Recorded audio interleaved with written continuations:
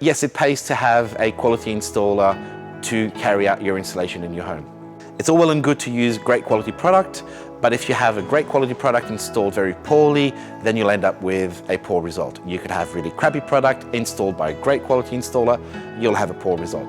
So they come hand in hand. Quality product, quality installation, quality result, satisfied customer. What could go wrong with choosing the wrong installer? The list is limitless. Your system could stop working. That's a pretty standard and obvious one. Your system will catch fire. Your system will fail within the warranted period. The installer has gone and taken your money and moved on to the next thing, and the manufacturer will be gone and they've moved on to the next thing. So ultimately, you are the one left holding the bag. The biggest problem that we find in the industry, cowboys. So whether it's cowboy salespeople, whether it's cowboys installers, whether it's cowboys manufacturers that are just here 1 minute, gone the next, it's a huge problem.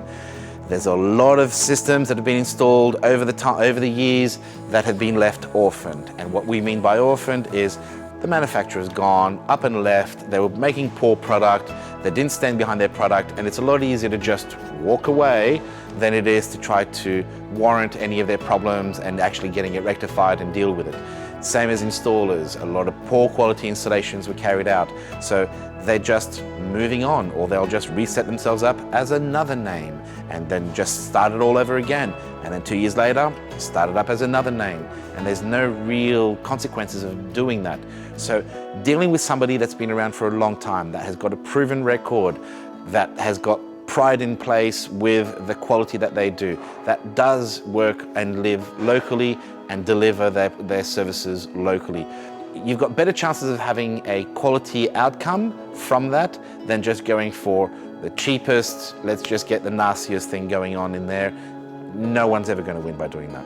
No one's ever walked away happy saying, I got the cheapest and it's amazing.